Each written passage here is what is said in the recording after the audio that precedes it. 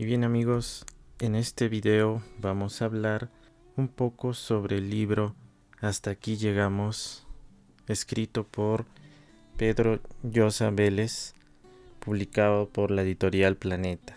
El libro básicamente es una recopilación de testimonios de 10 extranjeros que llegaron al Perú, algunos por un periodo corto de tiempo, otros por un periodo largo y otros que se quedaron en el país. La narración la dedica el autor en tercera persona de las vivencias y experiencias de cada uno de sus entrevistados con una narrativa amigable y asequible.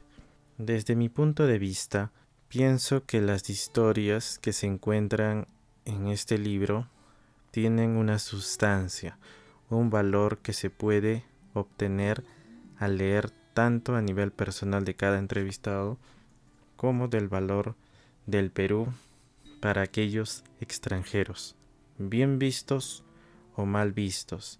Hay una atmósfera inigualable que rodea al Perú que lo podría hacer un oasis en muchísimas ocasiones, pero este oasis pierde valor o no opaca los aspectos negativos que conlleva vivir en el territorio.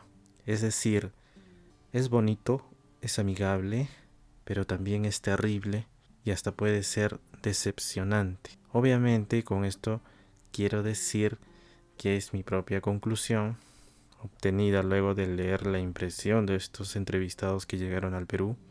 Como todos los países tienen sus virtudes y sus defectos, y lo que se aspira es mantener y mejorar las virtudes y los aspectos positivos y a la par buscar o procurar reducir aquellos aspectos negativos. Bueno, son 10 historias de extranjeros de las cuales te voy a relatar brevemente una historia que a mi parecer me llamó mucho la atención sin desmerecer las demás historias. Catalina, la nadadora, tiene la nacionalidad rusa. Es el cuarto hijo de su familia, quien gracias a sus padres desarrolló el deporte de la natación desde muy joven. Cuando ya estaba en secundaria ya no tenía sus hermanos mayores, habían fallecido, solamente le quedaba su hermana menor.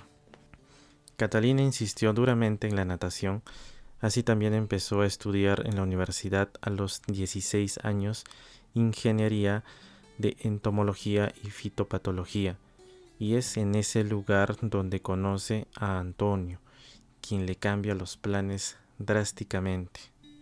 Antonio es peruano, que llegó a la misma universidad que Catalina porque se había ganado una beca.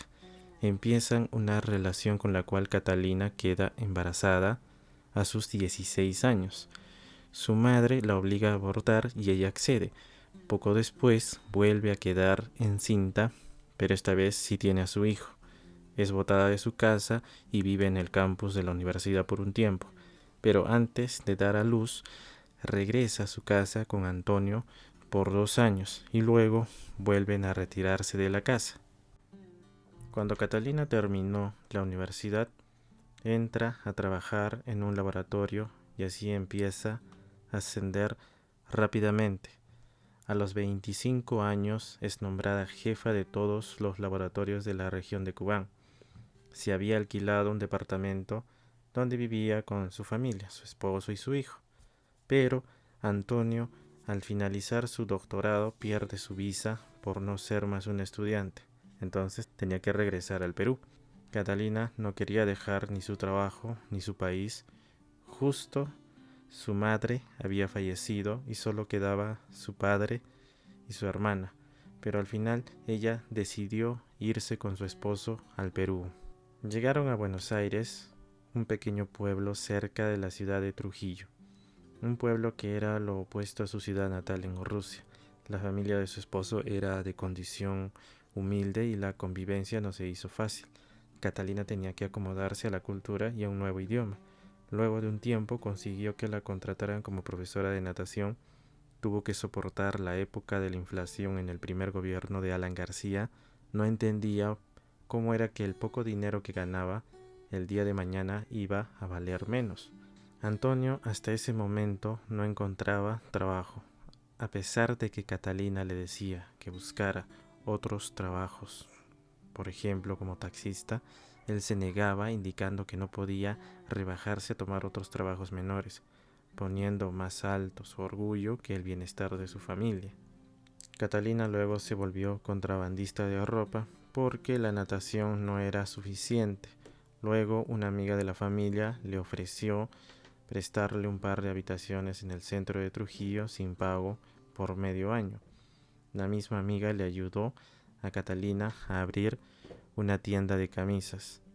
Mientras Catalina trabajaba, Antonio, su esposo, se dedicó a engañarla con una vecina. Su hijo mayor se fue de casa y ella, con su hijo menor, decidió regresar a Rusia. Pero en 1997 fue una época difícil para su país. No pudo encontrar trabajo. Fue al laboratorio donde trabajó, pero no fue posible darle trabajo tampoco. Habían pasado 11 años, así que Catalina, ante este desafortunado viaje de realidad, decide regresar al Perú. Lo primero que hace es divorciarse de Antonio, quien la engañó en muchas ocasiones y quien no mostró ningún interés en solucionar las cosas. Luego de eso decidió irse para la capital para trabajar como asistente en un estudio de abogados en Lima. Como pensó que su hijo menor podría afectarle, decidió dejarlo con Antonio, el cual ella dice que se arrepiente de esa decisión. El trabajo de asistente era arduo, con largas jornadas laborales. La paga solo le alcanzaba para pagar el cuarto y su alimentación. En una oportunidad, conversando con su amiga en su habitación, fueron víctimas de un asalto. Después del incidente, Catalina se muda y cambia de trabajo, dedicándose a limpiar casas por algunos años.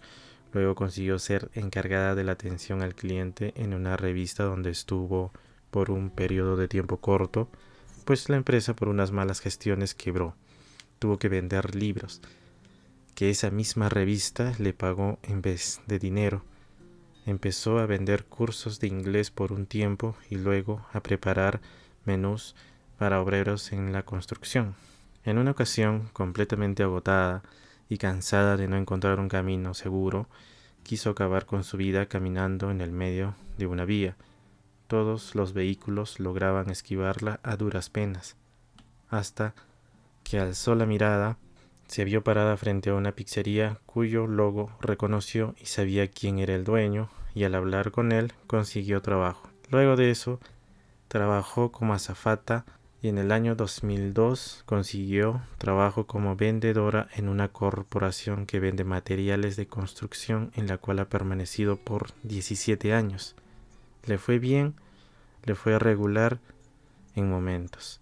Catalina ha expresado su sentir en un pequeño relato de su vida, sus idas y venidas, sus alegrías, sus decisiones, sus tristezas, sus dolores, sus caídas y cómo pudo levantarse. Finalmente, el autor le pregunta qué es lo que más le duele o le cuesta del Perú. Ella dijo que lo que encuentra difícil entender es el patriotismo que profesan los peruanos, es decir, enarbolamos un patriotismo mal entendido, porque Catalina nos dice que todos nos unimos cuando se trata de celebrar una victoria de un partido de fútbol o cuando el Perú fue al Mundial. Sin embargo, a la vuelta de la esquina la gente se pone a orinar en la calle, o la gente se presta dinero sabiendo que no lo va a pagar. Entonces los peruanos tienen un concepto de patriotismo particular o peculiar. Entonces, esta es una historia de lucha constante y no ha terminado. Esperemos que Catalina, donde sea que esté, se encuentre bien. Por otro lado, es importante resaltar lo que dijo al final y con esa parte verifiquemos que lo que dijo es cierto. Un patriotismo verdadero necesariamente exige que sus ciudadanos tengan respeto por su país, por su gente y por sus normas. Y tiene mucha razón el hecho de decir que tenemos un patriotismo particular o patriotismo malentendido. Y eso es algo que deberíamos tomarlo con más conciencia, porque no es solo ella quien lo dice. Por ejemplo, vamos con unas partes de algunas de las otras historias. Gloriña, una profesora africana, decía: se fue construyendo una imagen de un país cuyas contradicciones aparecían en los actos sencillos y cotidianos. Por una parte lo sentía lleno de energías, dotado de gran creatividad y con recursos infinitos para alimentar el estómago y el alma. Por otro lado, le parecía un lugar donde la falta de honestidad resultaba el código inevitable de una supervivencia urgente que arrasaba con cualquier forma de respeto al otro. Es decir, había una aceptación y celebración para quien era el más listo o el más vivo, cosa que en su país, en Mozambique, tales actitudes eran rechazadas. Para Marcos, un cooperante internacional que estuvo en el Perú, reflexionó lo siguiente: muy bien, pero aún teniendo el asunto tan claro, ¿era razón suficiente para dejar este país?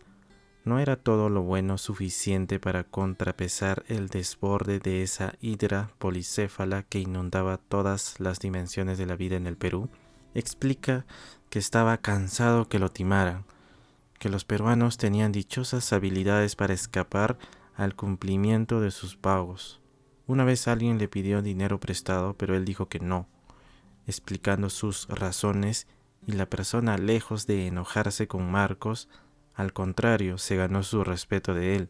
En otras palabras, dijeron: este gringo no es ningún tonto. Ahora, no todo es malo en el Perú. De hecho, a pesar de lo antes dicho, del Perú brota una familiaridad con la gran mayoría de sus ciudadanos, un lugar donde puedes encontrar cobijo y apoyo. Aunque es un poco contradictorio, es la verdad. Abraham, el barbero venezolano, nos dice que en el Perú encontró más gente solidaria y caritativa que le permitió sobrevivir y salir adelante durante los primeros meses que llegó al país, cuando no tenía nada. Y como lo dijo Iman, la refugiada de Palestina, los peruanos te invitan a formar parte de lo suyo sin importar de dónde seas. Para mí, el Perú ha sido como una mamá cariñosa que te abraza. Entonces, son dos opiniones que van juntas en una misma experiencia de cada persona extranjera que ha llegado al Perú. Y esos comentarios sirven para reflexionar y generar una nueva conciencia. Al final de cada día tormentoso, se avecina un nuevo amanecer, y sí es posible mejorar todo lo que se está viviendo en la actualidad en la sociedad peruana. Se está atravesando por una crisis política que parece que no va a terminar.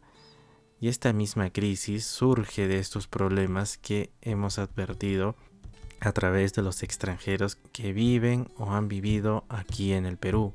Y esto conjuntamente con otros problemas, y que tal vez podríamos resumirlo en una falta o carencia de valores generalizado en un gran sector de la población. No todos, pero sí la gran mayoría. El patriotismo superficial o patriotismo equivocado que tenemos es una consecuencia de esta carencia de valores.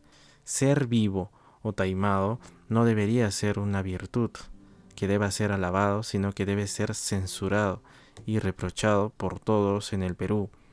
Esa viveza es el reflejo de la carencia del valor del respeto hacia los demás. Eso como un ejemplo de lo que se debe analizar y mejorar. Este libro nos permite reflexionar sobre ello. No solo conocemos las experiencias de algunas personas extranjeras que viven o vivieron en el Perú y todas las vicisitudes que atravesaron de manera personal, sino que nos alcanza a conocer cómo califican al Perú, y con ello debería tomarse conciencia, reflexión y análisis de esta problemática que es desde siempre y nos compete a todos y que parece que va a perdurar. Bueno, eso es todo por este video. Nos vemos.